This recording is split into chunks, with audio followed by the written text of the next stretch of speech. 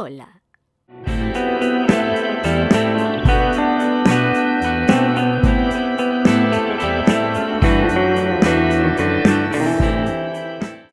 ¿Qué tal estáis, gentes bibliófilas, mis florecillas silvestres? ¿Todo bien? He decidido resurgir en estas fechas señaladas antes de volver a los cielos, desaparecer del mundo online por lo que supongo que será otros 35 años. Que espero que no, pero tal y como están las cosas. Pero en fin, que he decidido hacer un resumen de las lecturas de este primer trimestre de 2025 que podríamos titular No me quejo que en otros sitios están peor. Literalmente, puedo resumir las lecturas con ese título. Porque sí, en otros sitios están peor. Pero sin más, comencemos. El primer libro que leí en enero fue Un día en la vida de Abed Salama de Nathan Thrall. Ya sabéis que me gusta abrir el año leyendo sobre nazis. Nada como comenzar el año con genocidios, masacres varias y cómo eso nos debería enseñar a no repetir barbaridades. Un día en la vida de Abed Salama es un libro de no ficción que nos cuenta un hecho real, el accidente de un autobús infantil que termina con varios niños muertos y las repercusiones que tiene en las familias. Familias palestinas, porque el accidente se produce en Cisjordania. Y con esta premisa, el autor hace una radiografía de la zona, de la ocupación israelí y el conflicto palestino-israelí desde los años 40. No me entendáis mal aquí, el accidente es un accidente. No se trata de que soldados israelíes hayan disparado a nada. Es un accidente de tráfico que podría haber sucedido en cualquier otra carretera del mundo. Pero también ocurre por una serie de circunstancias que existen porque la situación de Cisjordania es la que es. Empezando por el hecho de que el tráfico de la misma es horrible porque es la única vía de acceso de la población cisjordana a ciertas zonas, ya que no pueden usar las mismas carreteras que los israelíes. Cisjordania no está tan cerrada como Gaza, pero casi. Que aquí estamos hablando de una completa situación de apartheid. Y el libro hace una buena radiografía de la zona y de la evolución histórica de la misma, centrándose sobre todo en las familias de esos niños y niñas, porque al final esta es una tragedia humana. Lo personal es político y los problemas políticos son inevitables porque hablamos de Cisjordania, pero el autor ni siquiera carga mucho las tintas en este apartado. No lo necesita. No necesita pintarte a todo israelí como malvado ni a los palestinos como santos. De hecho, habla abiertamente de la corrupción política en Cisjordania y de las relaciones cordiales entre varios vecinos israelíes y las familias cisjordanas. Pero es que eso da igual. Cisjordania es territorio ocupado. Lo dice la ONU. Que Bibi dice ahora que lo que diga la ONU no importa. Irónico, dado que Israel se creó por mandato de la ONU. Pero en fin, no se trata de malvados malvadísimos y pobres víctimas, no, simplemente lo que ya es una tragedia para esa familia se ve empeorada por la situación. Por ejemplo, una vez que consiguen llevar a varios niños supervivientes a hospitales israelíes, el personal médico de allí les trata con la profesionalidad y la sensibilidad necesaria, porque, joder, son niños, ¿qué van a hacer? ¿Escupirles a la cara? No, son niños, les curan porque son niños. Pero cerca del lugar del accidente había ambulancias israelíes a 2 minutos y ninguna de ellas se movió. Y no puedes saber si fue maldad o simple inoperancia, porque el accidente fue en una carretera palestina y pensaron que la autoridad palestina ya se arreglaría o simplemente no creyeron que fuera tan grave, por simple desgana. Pero el autor no se centra tanto en eso, sino en las familias, en su historia, en qué les llevó allí, por qué estaban en ese momento en ese lugar. La única vez que me pareció que se iba un poco por las ramas es cuando empieza a hablar del muro, el que separa Cisjordania de Israel. Es una historia interesante porque el tipo que lo ideó no lo hizo con mala intención, creía realmente que eso ayudaría a la paz entre ambas comunidades. El infierno está empedrado de buenas intenciones. Total, que a mí me pareció que el autor dejaba lo personal para abstraerse a una narración sobre hechos históricos. Pero no. Llega a la página 196 y de repente lo ata todo y es increíble. Es que de repente todo tiene sentido. Me ha parecido un librazo. Es formativo sin resultar pedante y emotivo sin caer en la lágrima fácil.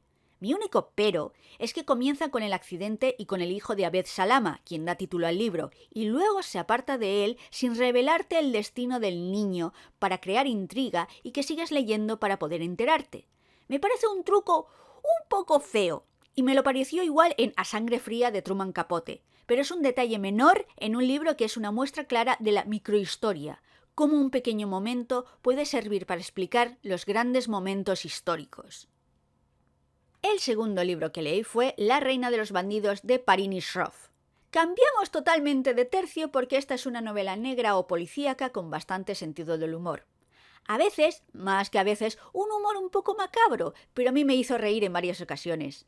Nos cuenta la historia de una mujer en la India que vive sola porque la abandonó su marido. Solo que nadie se cree eso, todo el mundo se cree que mató a su marido, lo cual le ha dado cierta mala fama, pero es una fama que puede venirle bien cuando una conocida suya le pide ayuda para matar a su marido. La comedia es una cosa muy particular y lo que le hace gracia a alguien puede no hacérselo a otra persona, y además esta novela tiene un tipo de humor que me pareció que no es tanto un humor escrito, sino que la escena te hace gracia porque te la estás imaginando. Necesita que la visualices, y esto algunas personas podrán hacerlo y otras no, y no creo que sea culpa de ellas, sino del libro. O entras o no, no hay más. Yo entré y me pareció que la novela estaba escrita como en escenas que podría muy fácilmente ser llevadas a una serie o película. Veía los diálogos. Es un libro con bromas recurrentes como la calabaza que pasa de una persona a otra como regalo y fácil de leer. Y puedo prometer que no es de esos libros que te van a dar un navajazo a mitad o final de la historia y se vuelvan tragedias. No temáis. No quiero desvelar demasiado, pero tampoco quiero que la gente no lea el libro por miedo a que todo se tuerza. Entiendo que no sea para todo el mundo, por el tipo de humor o el tema, pero a mí me resultó una lectura divertida y después del libro anterior me aquietó un poco el alma. El siguiente libro fue Un libertario se encuentra con un oso de Matthew Hongoltz Hetling. Si la novela anterior me hizo reír, este libro de no ficción me hizo soltar carcajadas. Este libro explica tantas cosas de la situación estadounidense actual.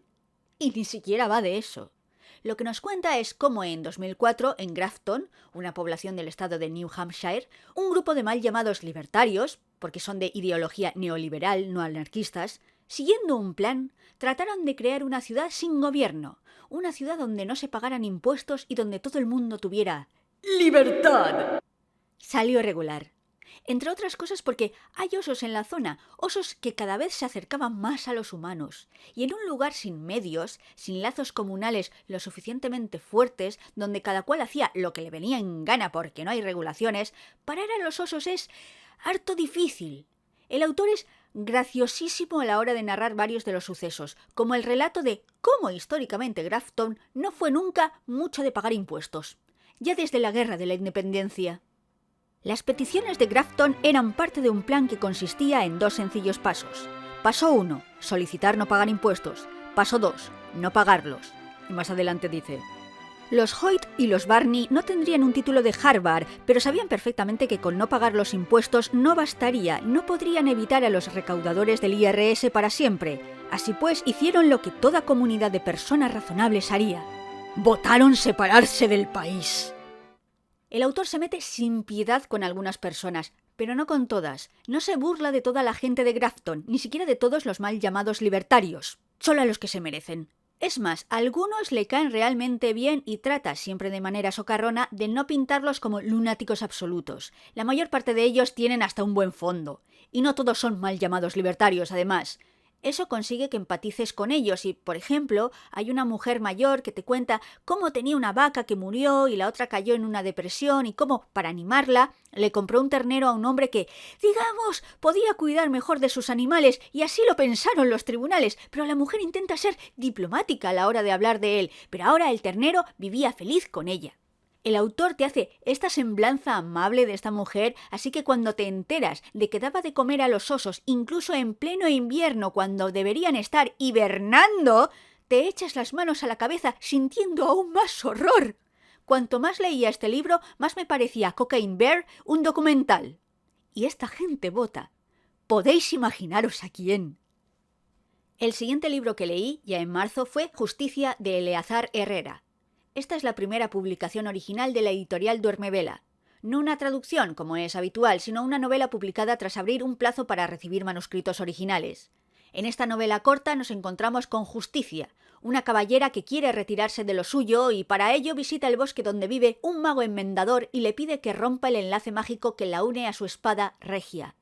Esta es una historia pequeña y cuando Almu, Magrata ojos tiernos, dijo que le parecía otoñal, lo entiendo. Es triste y melancólica y nos habla de un proceso de sanación antes de volver a vivir con nuevas energías. Voy a hacer una comparación e inmediatamente me voy a desdecir. Esta novela me ha recordado a Espejismo de Lewis Cooper. No porque se parezcan en trama, no se parecen nada, sino porque en el fondo ambas hablan de relaciones sentimentales, de su ruptura. La fantasía es una excusa para ello. Y sobre todo es una excusa la trama de fondo. Existe un mundo más grande y un conflicto más grande, pero el libro no se centra en eso. Se centra en los intentos de la protagonista de recuperarse. En cierta manera es como el episodio final de la serie Neon Genesis Evangelion, donde la historia se resuelve cuando el protagonista llega a su epifanía, aun cuando fuera se está dando la guerra de todas las guerras. Esto provocó las quejas de los fanses que obligaron a Hideaki Anno a crear el final de Evangelion, que es uno de los mayores que os jodan que he visto de un creador a su fanbase. Lo que quiero decir es que si sois de las personas que necesitan que todas las tramas se cierren y haya un cierre completo, esta no es la novela. Esta es la historia de Justicia, una mujer herida emocionalmente que recuperará su relación con el mundo y el resto de personas poco a poco. Por otra parte, es una historia que te deja con el corazón calentito y te provoca hambre, porque madre mía la de descripciones de comida riquísima que tiene la novela. No es normal esto. G.R.R. Martin, un mierdas al lado de esta novela. Y el último libro que leí en el trimestre fue Un detalle menor de Adania Shibli. Adania Shibli es una de las nuevas voces de la literatura palestina, que pese a todo existe. Un detalle menor nos habla de dos historias separadas por el tiempo pero unidas por el lugar.